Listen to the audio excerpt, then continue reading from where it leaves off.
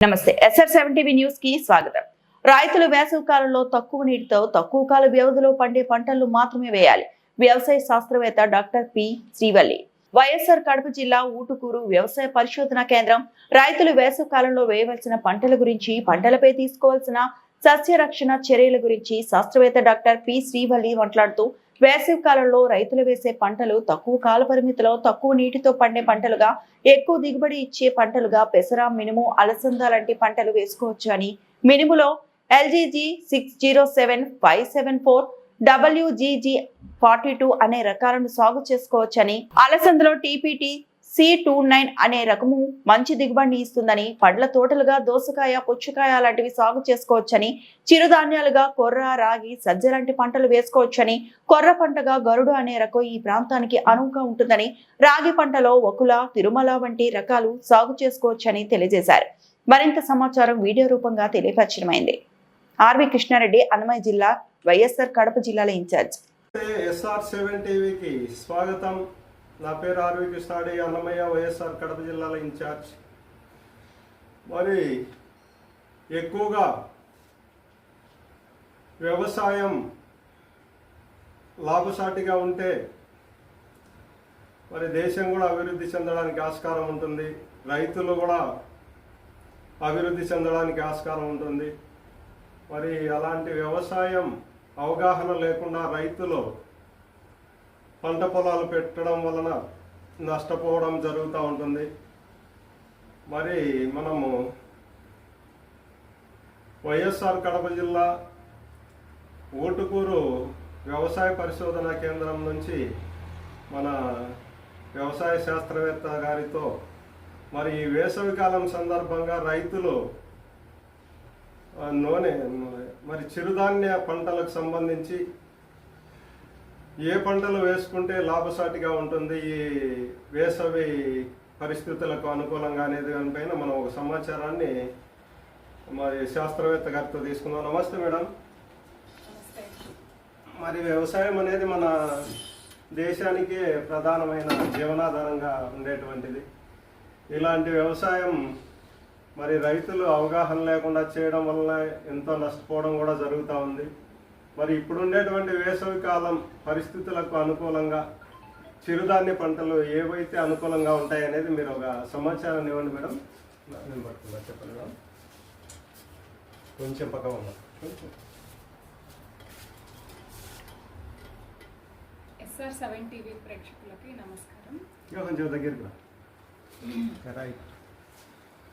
So మన వైఎస్ఆర్ మరియు అన్నమయ్య జిల్లాలలోని రైతులు వేసవి కాలంలో పండించేటువంటి పంటల గురించి కానీ, రాబోయే ఖరీఫ్ సందర్భంగా ఎటువంటి జాగ్రత్తలు తీసుకోవాలి అనే వాటి గురించి క్లుప్తంగా తెలుసుకుందాము. మరి వేసవి కాలంలో మనం ముఖ్యంగా వేసుకోవాల్సిన పంటలు ఎలా ఉండాలంటే, అవి తక్కువ కాల పరిమితిని ఉండి నీటిని తక్కువగా ఉపయోగించుకొని మనకు ఎక్కువ దిగుబడి వచ్చేటటువంటి పంటల్ని మనం ఎంచుకోవాలి. అటువంటి వాటిల్లో మనకు అపరాలు మరియు చిరుధాన్యాలలో అటువంటి పంటలు ఉన్నాయి. వాటిల్లో మన ఆచార్య NG రంగ వ్యవసాయ విశ్వవిద్యాలయం డెవలప్ చేసినటువంటి మంచి రకాలు ఉన్నాయి. వాటి లభ్యత కూడా మనం ఇప్పుడు తెలుసుకుందాము. మనకు అపరాలలో అయితే మనము ఈ సమ్మర్ కల్టివేషన్లో మనము మినుము కావచ్చు, తర్వాత పెసర కావచ్చు, అలసంద కావచ్చు, ఫీల్డ్ బీ ఇటువంటి పంటల్ని గ్రో చేసుకోవడానికి ఆస్కారం ఉంది.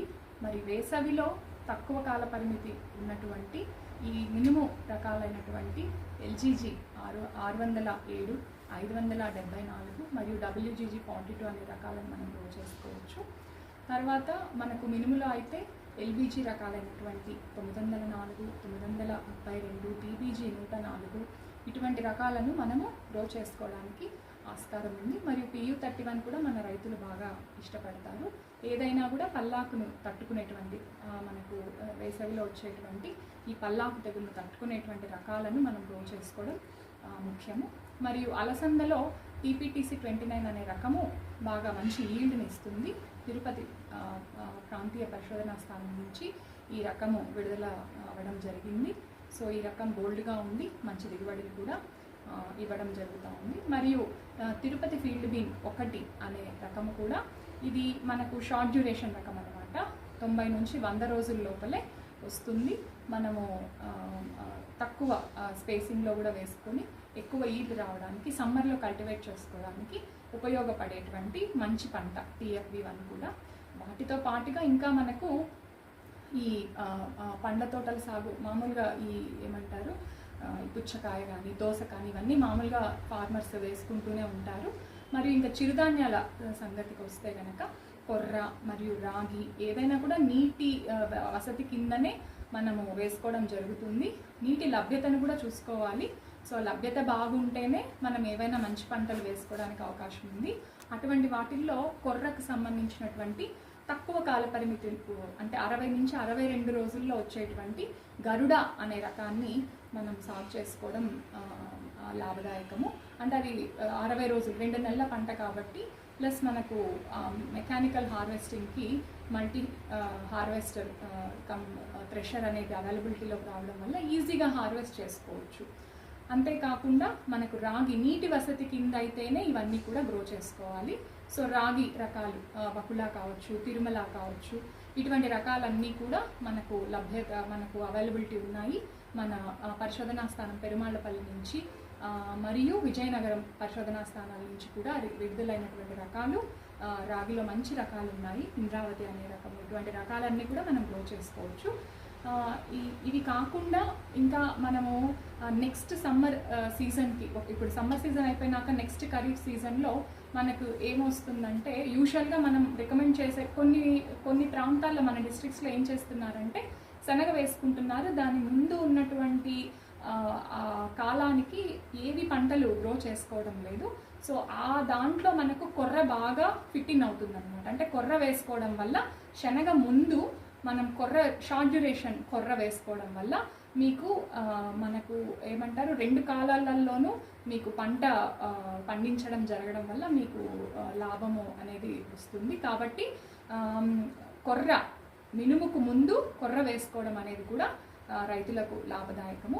ఇంకొక చిన్న విషయం ఏంటంటే ఇప్పుడు మనకు IMD department, Indian meteorological department వాళ్ళు అనౌన్స్ చేసింది ఏంటంటే ఒక 50 to 70% ప్రాబబిలిటీ ఉంది ఎల్నినో రావడానికి. అంటే వచ్చేటువంటి ఖరీఫ్ సీజన్లో మనకు ఆ ఎల్నినో వల్ల తక్కువ వర్షపాత సూచనలు అనేటివి ప్రస్తుతానికి వాళ్ళు అనౌన్స్ చేసిండేది తక్కువ వర్షపాత సూచన ఉంటుందనేది అనౌన్స్ చేశారు. దీని మీదుగా స్టేట్ గవర్నమెంట్ డిపార్ట్మెంట్ తరపు నుంచి కానీ యూనివర్సిటీ నుంచి కూడా ఈ ఎల్నినో సందర్భంగా రైతులు ఎటువంటి పంటలు గ్రో చేసుకోవాలి, వాటి ఎటువంటి సూచనలను పాటిస్తే కనుక వాళ్ళు నష్టపోకుండా ఉంటారు అనే దానికి కూడా చాలా ప్రణాళికలు అనేటివి సిద్ధం చేస్తూ ఉంది. అటువంటి వాటికి మనం సిద్ధంగా ఉండాలంటే ఇప్పుడు మన నీటిని కూడా మన లభ్యతను పెంచుకోవడానికి సమ్మర్ కల్టివేషన్ చేయడం కావచ్చు, డీప్ లవింగ్స్ చేయడం కావచ్చు, డెడ్ ఫర్రోస్ ఓపెన్ చేసుకోవడము, అంటే వచ్చిన నీటిని వృధా చేసుకోకుండా మనము ఒడిసి పట్టుకోవడం కావచ్చు. ఇటువంటి విధానాలన్నింటినీ ఇప్పటి నుంచే మనము చేసుకోవడం కూడా ఇంపార్టెంట్. మరియు ఈ KC canal belt water release కూడా దీనివల్ల ఏదైనా ఎఫెక్ట్ పడుతుంది, తక్కువ వాటర్ రిలీజ్ అవ్వచ్చు. సో అటువంటి ఫార్మర్స్ కూడా తక్కువ కాల పరిమితి ఉన్నటువంటి వరి రకాలను మాత్రమే ప్రిఫర్ చేయాలి. వాటిల్లో ఆల్రెడీ మనకు తక్కువ కాల పరిమితి ఉన్న వరి రకాలే ఉన్నాయి. కాకపోతే ఎక్కువ 130 నుంచి 140, 150 రోజులు ఉన్నటువంటి వాటిని ప్రస్తుతానికి అవాయిడ్ చేయగలిగితే ఈ ఎల్నినో సందర్భంగా మన నీటిని మనము ఎక్కువ వినియోగించుకోవడానికి ఆస్కారం ఉంది. ఈ కొద్దిగా దూరంగా వెళ్ళిన కొద్దీ ఈ నీటి లభ్యత తగ్గేటువంటి ప్రాంతాలలో జొన్న ఇటువంటి మనకి ఏవైతే డ్రాట్ రెసిస్టెంట్ పంటలు అంటాం వీటిని, అంటే తక్కువ నీటి